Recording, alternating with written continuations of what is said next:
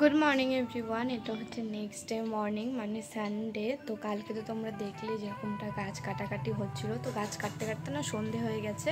ওই বড় গাছটা নামানোর পরে আর কোনো গাছ কাটেনি। তো আরও 4টে গাছ আছে, 3টে সুপারি গাছ, একটা বড় গাছ আছে। তো ওইগুলো আজকে কাটা হবে, সেগুলো কাটতে আসছে। তো আমি ভাবলাম আজকে ওই 4টে গাছে কাটা হবে, সেই কারণে না আমি আগের ব্লগটা আর এন্ড করিনি। ভাবলাম যে গাছ কাটা সিরিজটা একটা ব্লগেতেই থাক, যদিও আমি জানি না কতটা বড় হচ্ছে ব্লগটা। তো চলো এখন বাইরে যাব, গিয়ে দেখি কি করছে কি না করছে। তো হ্যাঁ চলো এখন যাই, তোমাদেরকেও দেখাই আর আমি নিজেও দেখি।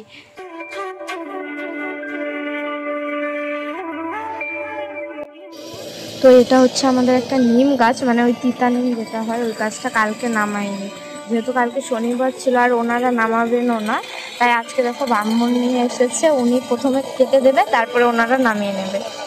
তো এটা আজকে প্রথমে কাটা হবে, আর তারপরে এই 3টে সুপারি গাছ কাটা হবে। আর একটা গাছ আমাদের ঘরের পেছনে আছে।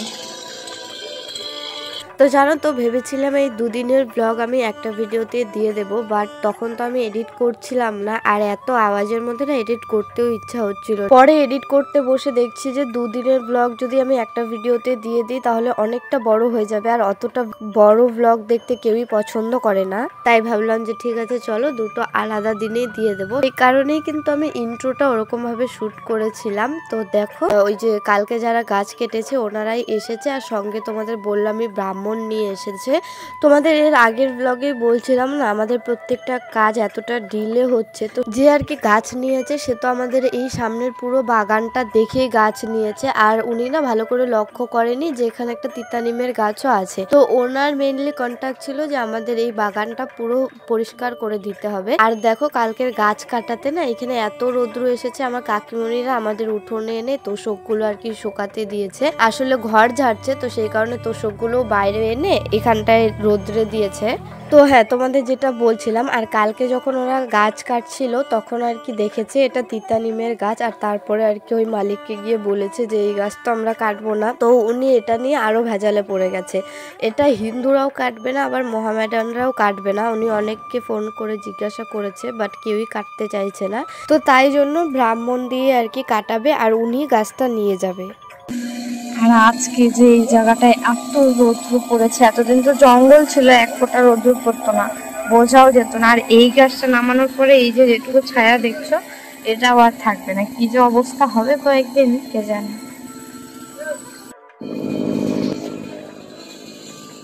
এই দেখো এই যে এই নিম গাছটা এখন নামাচ্ছে। তো তোমরা দেখলে গাছটা একেবারে পুরোটা হেলে ওই কাকার গোডাউনের ওই ওপরটাতে আছে আর কি। তো আমরা না ভয় পাচ্ছিলাম যে যদি ওই দিকে পড়ে যায় তাহলে তো আবার টিন খারাপ হতে পারে। আর যারা গাছ কাটে তাদের এতটাই কায়দা যে ওরা একেবারে ওই সাইডে ফেলেইনি, এই পুরো বেকা গাছটাকে উল্টো দিকে ফেলেছে। আর এখানে জানো তো ওই গাছ কাটতে কাটতে একটা কাণ্ডও হয়ে গেছে, ওদের মেশিন না গাছের মধ্যে ফেসে গেছিল, অনেক কষ্ট করে টানাটুনি করে ওই মেশিনটাকে বের করেছে। আর আমি ওখানে ভিডিও করতে করতে একটুখানি ভালো গন্ধ পেলাম। এখানে মা করছিল সানডে চিকেন রান্না, আর আমি মাকে কিভাবে উৎপাত করি চিকেন রান্নার দিন সেটাই দেখো। ভালো গন্ধ জানো তো, ভালো গন্ধ করে মাকে জ্বালাতে আমি পেছন দিকে পড়ে যাচ্ছিলাম, আর মা দেখলে খুঁজছিল, সেটা হচ্ছে বাটি খুঁজছিল আমাকে একটুখানি দেওয়ার জন্য। আর এই দেখো যেই নিম গাছটা নিয়ে এত কসরত, এই ফাইনালি এই গাছটা পড়লো। তোমাদেরকে বললামই যেদিকে হেলেছিল তার উল্টো দিকে ফেলেছে, তো ওরা ওই দিকে ফেলেছে, আমাদের কলার ঝোপটা যেখানে ছিল ওই দিকে। আর এখানে দেখো মা আমার জন্য একটুখানি কষা মাংস তুলে রেখেছে। এই দেখো আমার ভালো গন্ধ পাওয়ার কারণ এইটুকু আমি কষানি খাবো তাই। আর এই যে এদিকে দেখো কি অবস্থা, এত রৌদ্র, বললাম না এখানটা এত রোদ পড়বে, কি অবস্থা। তো তোমাদেরকে বললামই নিম গাছটা যে ব্রাহ্মণ কাটছে ওই ব্রাহ্মণই নিয়ে যাবে। দেখো উনি টোটো নিয়ে এসেছে। আর জানো তো নিম গাছের একটা ডাল পর্যন্ত ওই গাছ কাটার মিস্ত্রিরা কাটেনি, এই যে ডুমডুম করা দেখছো এই সম্পূর্ণটা কিন্তু ওই ব্রাহ্মণ মশাই কেটেছে। জানি না এগুলো নিয়মে আছে নাকি কি ব্যাপার, মাও বলছিল যে দেখ পুরো গাছটাকে কিন্তু ওনাকে দিয়েই কাটালো, ওরা ধরলো না। তো এই দেখো উনি হচ্ছে টোটো ড্রাইভারটা, উনিও একটুখানি হেল্প করছিল এই গাছগুলো আর কি টোটোতে ওঠানোর জন্য। উনি ভালো ভালো বুঝবেন যে কিভাবে করলে সুবিধা হবে যেতে। তো উনি এখানে এদিকে এগুলো করছিল আর ওই পেছন থেকে সমস্ত ডালপালা ওই পুরোহিত মশাই কেটে কেটে দিচ্ছিল। তো চলো এখন আমাদের ঘরের পেছনে কোন গাছ কাটা হবে সেটাই দেখাই। তো দেখো এই যে আমাদের দোকান, আর দোকানের না সাথেই লাগানো একটা গাছ ছিল। এই গাছটা না খুব আর কি মটকা গাছ টাইপের, একবার ঝড়ে আমাদের ঘরের ওপরে পড়েও গেছিল।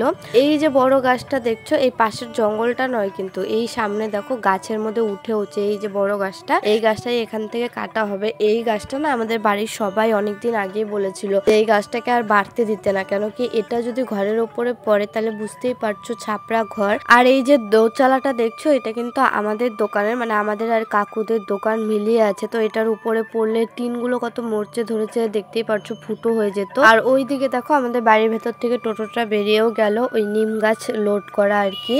আর যেই বড় গাছটা কাটবে দেখো এই বড় গাছটার ছায়া পুরো এই রাস্তার মধ্যে পড়ে। তো আমি তাই ভাবছিলাম এই রাস্তাটাও এখন পুরো একদম ধুধু মাঠ মতো হয়ে যাবে আর ছায়া পড়বে না। তো এখানে না অনেকে এসে দাঁড়িয়েও থাকতো এই গাছের ছায়ায়, যদিও পাশে বাগান আছে ওই বাগানের কিছুটা ছায়া পড়বে। তো এই গাছটাই ওনারা কাটছেন, রোদের জন্য আমি দাঁড়িয়ে থাকতে পারছিলাম না। আর এটা অনেকক্ষণ পরের ভিডিও, ওই বড় গাছটাকে নামানোর পর এখন এসছে এই সুপারি গাছগুলোকে কাটতে। আর জানো তো এই পুরো বাগানটা কেটে ফেলেছে, সব গাছ কেটে ফেলেছে। আমার না এতটাও খারাপ লাগেনি যতটা খারাপ এই সুপারি গাছগুলোকে কাটতে দেখে লেগেছে, কেন কি এই সুপারি গাছগুলো না জাস্ট 2 বছর থেকে সুপারি হয়, আর এত ভালো সুপারি হয়, মানে ওপরটা যেরকমই থাকুক না কেন ভেতরে অনেক বড় বড় সুপারি হয়, আর ওপরটা দেখতেও খুব সুন্দর আর খেতেও এত টেস্টি। আমি তো ওই মাঝে মাঝে মা তো খায়, তো আমি 2-1 টুকরো খাই, ভীষণ ভালো ছিল। আর আমার আর মায়ের দুজনেরই ভীষণ খারাপ লাগছিল।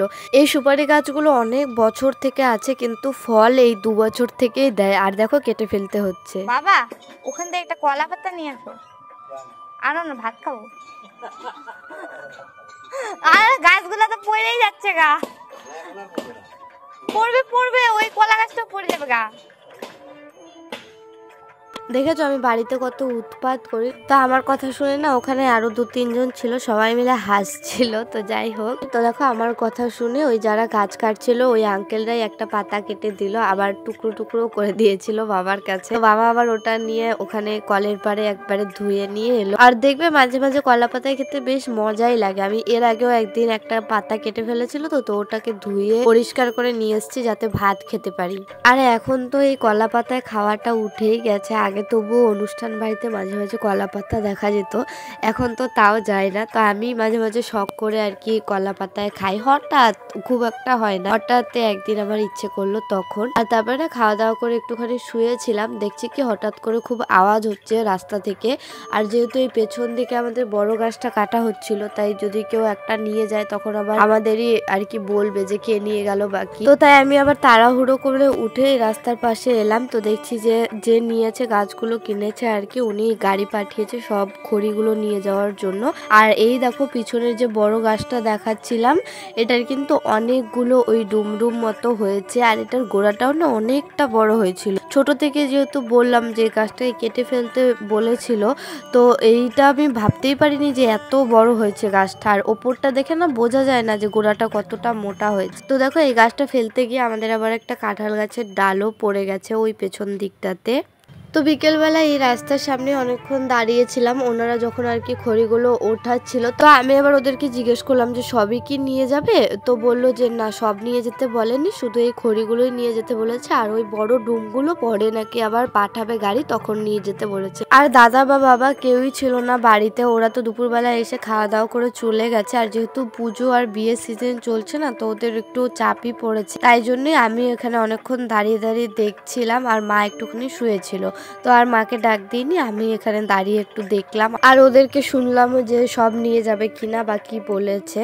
আর আমি জানি না আমার কথাগুলো এতক্ষণ ধরে শুনে তোমরা বুঝতে পারলে কিনা, আমার ভীষণ ভাবে ঠান্ডা লেগে আছে। তোমরা এই ব্লগটা যেদিন দেখছো সেদিনই আমি ভয়েস ওভার দিচ্ছি।